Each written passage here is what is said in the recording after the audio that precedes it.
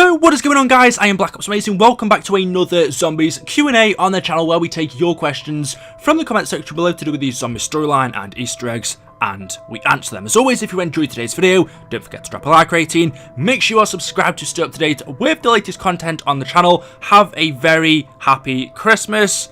And also let me know what you get in the comment section below. I'd be interested to hear. Is anyone getting Black Ops 4 for the first time?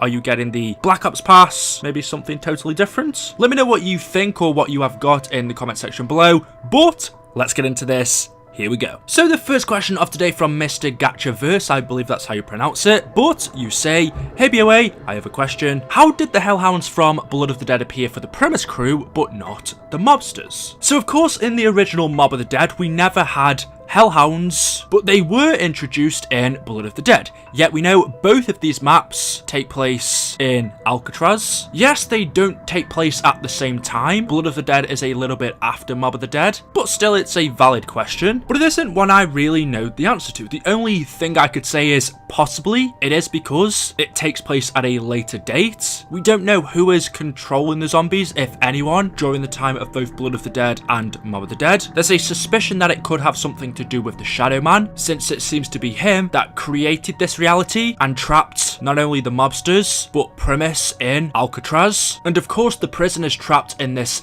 Purgatory realm. In Mob of the Dead, the mobsters were trapped in Purgatory, and in Blood of the Dead, it also seems like they are trapped in Purgatory as well. However, we know our Primus crew don't turn into ghosts since they haven't died, yet they are still trapped in the same Purgatory dimension by the Shadow Man. So both of these maps take place in Purgatory, or the Afterlife, whatever you want to call it. We also know that because we have the dog heads on the walls, and a load of other things as well. So the only thing that's really different to the original Mob of the Dead is just the date it takes place after. And of course, we're playing as the Primus crew, not the mobsters. Maybe whoever's sending the Hellhounds at us didn't want to use them for the mobsters. Maybe there was no need. Honestly, there's not an answer to that. The next question says, in the Richtofen Memories trailer, he is talking about him lying, cheating, and that he does not know. Do you think this could relate to Blood of the Dead? So this is very interesting. Now obviously the character memory trailers we got as a promotion, I guess you could say, just before Revelations. We had one from Richtofen Takeo, Nikolai Dempsey, and also one from Dr. Monty himself. And I recently, just a couple of weeks ago, went back to take a look at these because they are really good. And actually,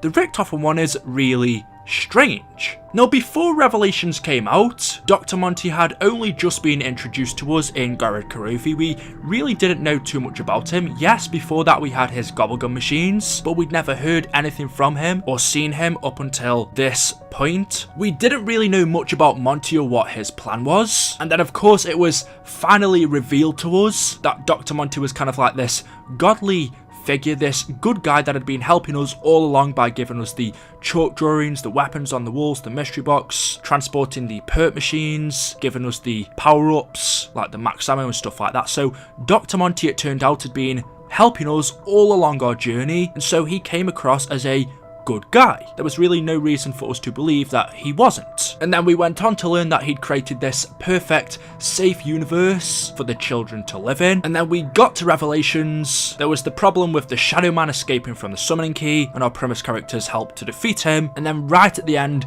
in the ending cutscene, Dr. Monty tells the Primus crew that they can't stay in his perfect universe because it will cause a paradox. They weren't supposed to live. After killing their ultimate selves and taking their souls, the Primus crew should have faded away and ceased to exist in Revelations. Obviously, that wasn't the case because they drank the blood. They had their insurance policy, they carried on living, and so Dr. Monty, instead of wiping them out of existence, which he could have done, sent them back to Primus. So Dr. Monty came across as a good guy. But then of course, 3 years later, we get Blood of the Dead, where it is revealed to us that actually Dr. Monty is evil. He is bad. He is the one that's been keeping our Primus crew in this loop, replaying these same events over and over again. And we find out that actually our characters are now going off to kill Dr. Monty. We've broken the cycle and we're now gonna stop him. It seems like there was suddenly this switch where our characters realised that it was actually Monty who was evil. And of course they would have also found out by the chronorium changing in Blood of the Dead and Primus becoming trapped in this dimension. But up until this point, Dr. Monty we thought was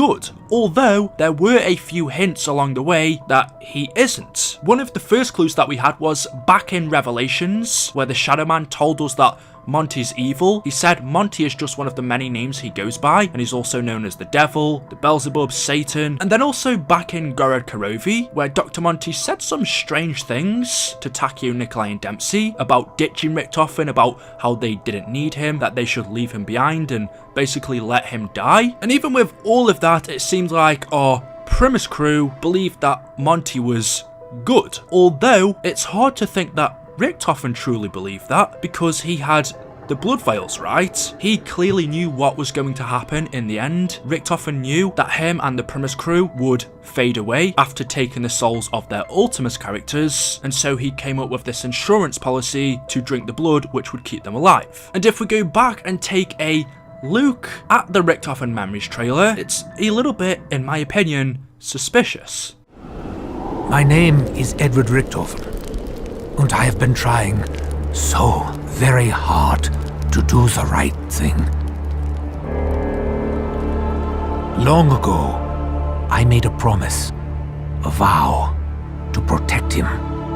In order to keep my word, I have done bad things. Very bad things.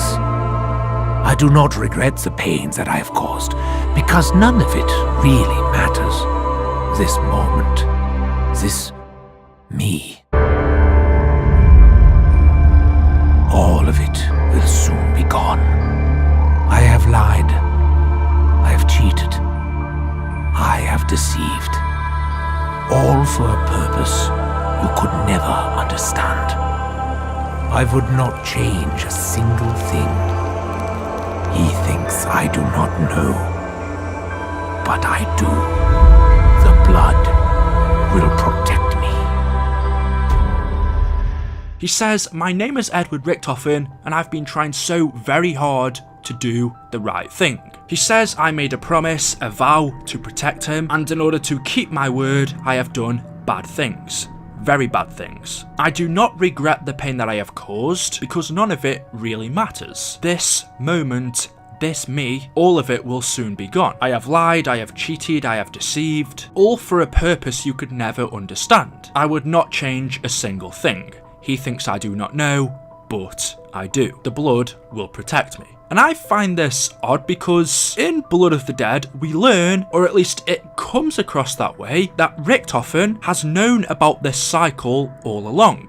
It seems like possibly he knew that they were trapped in a cycle, but he also knew that the only way to break it was for him to sacrifice himself. It was for him to give his blood. And in Blood of the Dead, we see Richtofen does that. He steps onto the dark mechanism, he gives his blood to it, and begins to break the cycle. That was the only way for them to do it. It was for this Primus Richtofen to die. And in the Blood of the Dead ending, Richtofen begins crying, and he says to the post-Revelations version of himself, "Thank God, I thought you were going to let me die. I knew you were going to come back to help me."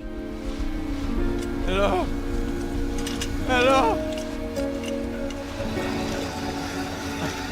I am still here. Wait.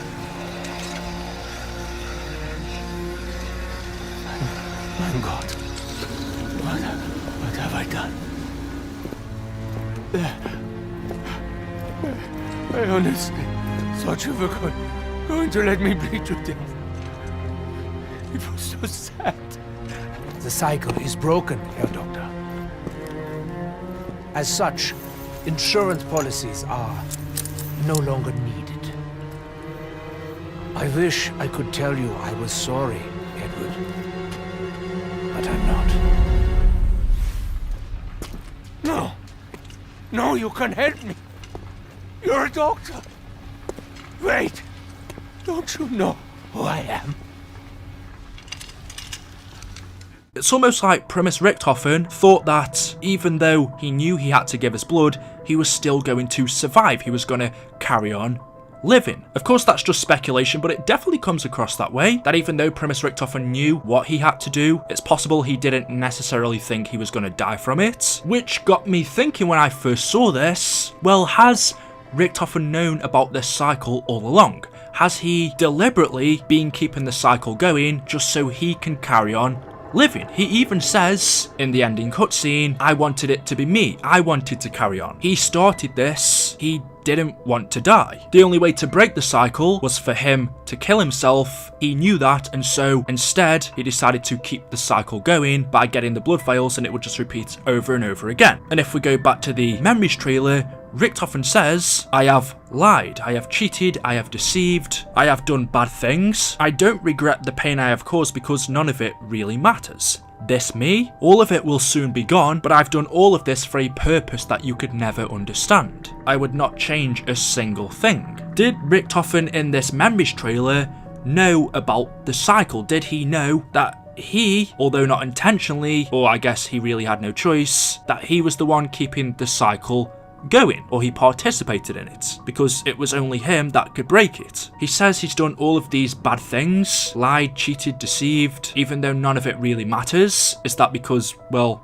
it doesn't matter, the cycle's just going to reset over and over again, but he's done all of it for a reason that we couldn't understand. Is that reason so that he can keep on living? He doesn't want to die? It's actually very interesting. I mean, if Richtofen knew that he was going to fade away at the end of Revelations and die, if he knew about that, then what reason wouldn't he have for knowing about the cycle? Is it possible Richtofen knew all along, since the beginning of this, since he first found out, the giant, or even before that he was the only way to break the cycle, but he didn't, he kept it going just so he could keep on living? But we see in Blood of the Dead, things finally change. Richtofen breaks the cycle, he dies, possibly thinking that he would have somehow come out of this alive, like he always does, wanting to carry on what he started, or what he's been doing for so long, but obviously that wasn't to be. This Richtofen died, and the cycle was broken. Of course, in the map after Classified, we see that Richtofen is back, however it's not the same version that wanted to carry on. It is clearly a different version of Richtofen. We don't really know which one. Possibly the other Richtofen that we saw in the Blood of the Dead intro, the one that ran away through the portal. But this one specifically wanted to keep the cycle going, but in the end, he knew that the only way for him to break it was for him to sacrifice himself. So anyway guys, that is all I have for you for today's video. As always, hopefully you have enjoyed. If you have, you know what to do. Drop a like rating. Make sure you are subscribed to stay up to date with the latest videos on the channel, and as always, I'll see you guys in the next one. Thank you for watching, and until then, goodbye.